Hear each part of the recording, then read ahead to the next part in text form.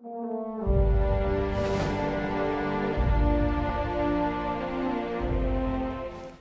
the bullets start flying, do you know what? Do you think, Mike, that we're fighting for our country when the bullets are flying and we're all in that foxhole together? No, we're not. We're not an American. We'll wave that flag all day long. Do you know who we're fighting for, Mike? I said, no, sir, I don't. He said, we're fighting for our buddies. We're fighting for each other to stay alive, to go home, back to our country. So I'd like to hear from you on that one. I think I've got it right. I'm humbled for your service. I want to thank you for it. If you've served in our military, I have a soft spot for military veterans, police, firemen, all that, but especially if you've been in combat and especially if you've been in Vietnam. A special place in my heart for you. But the point is that no matter how strong you are, no matter how ready for battle you are, the ultimate battle for your life is not yours. It's your Creator's battle to fight. But we have the responsibility to show up. We go to the point of the battle. Now, if you're a businessman, you're CEO of General Motors, you're the CEO of, Amway, Mary Kay, any of these organizations, you know, they got to change all the time. They can't stay the same. Are you kidding? They have to reinvent by the second nowadays. Things change so fast. If you talk to a CEO, and I've talked to plenty, I was trained by Sam Walton and others and traveled all over the world, done deals all over. This is what I know. If you want to win, if you get this, if you get nothing else in this 1 hour teaching, you've got to get this. If you want to win, and if you want to win, you have to surrender. You have to surrender to the greater good. And you have to fight for a higher purpose. You see this in sports all the time. Baseball, hockey, football. You can't win with talent. You can have the biggest payroll in the world and not win. Why? Why is it that a mid-market team with half the salary as another team can win the World Series? How? They always do. It's the same thing every time. They surrender to a higher purpose every time. Every time. There's techniques to do that I can teach you, but they surrender to a higher purpose every time as a team. Quick example. University of Kansas Jayhawks, I'm an alum there. I was in school, at law school, 1988. Kansas Jayhawks preseason were ranked #1 in the country. Danny Manning was the center. Larry Brown was the coach. It was his last year there, but anyway, ranked #1 in the season before the season. Phenomenal talent. Oh my gosh, it was so exciting. I had student tickets. I was in law school, went to every game. But about a third of the way through the season, we stunk. We lost a whole bunch of games. Toward the end of about 2/3 of the way through the season, Kansas was not even ranked. They were unranked. Okay? So here's what happened. The best I could tell from a distance, but a lot of this is documented. They had a young man, I've forgotten his name, but he had cancer. I think he was 12 or 13 years old. The team adopted him. They adopted this young man. They began to play for him. And guess what? They started winning. Why? They played without pressure. They played without fear. They played fearless. Every CEO in the world wants this to happen. The worst that can happen is fear. Fear locks everything down. There can't be creativity and fear are oil and water. They don't mix. It's suicide to have fear. So all of a sudden out of the Jayhawks, they were careering. They were playing like they'd never played the whole season. They were playing way over their head, and their talent level was already way up there. So they've adopted this young man. He went with them to games and things, and they played for him. So they surrendered to a higher good. And so they barely made it into the tournament, and they won every game through the tournament. And for those who don't remember, they ended up playing the University of Oklahoma in the NCAA Finals in Kansas City, 1988. And the University of Oklahoma that year was Mookie Blaylock, Stacey King, all these phenomenal athletes. I mean, they were the best team, I think, in the country, no doubt. I think they would have, even at that point, they should have beat KU 9 out of 10 times.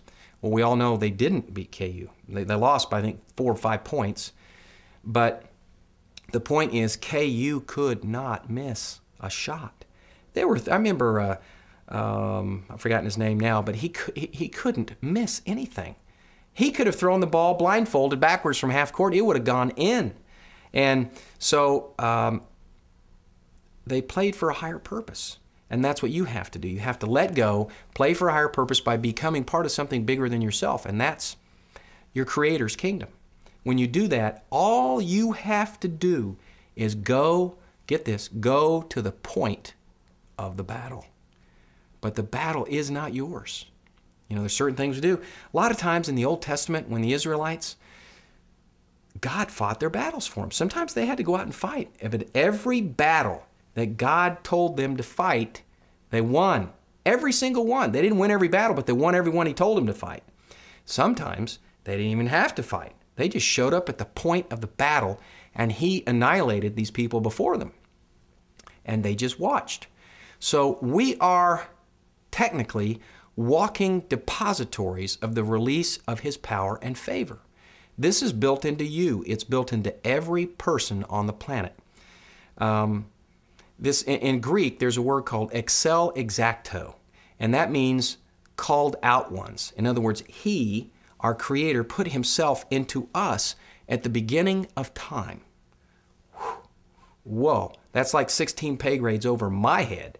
I bet some of you got it, though.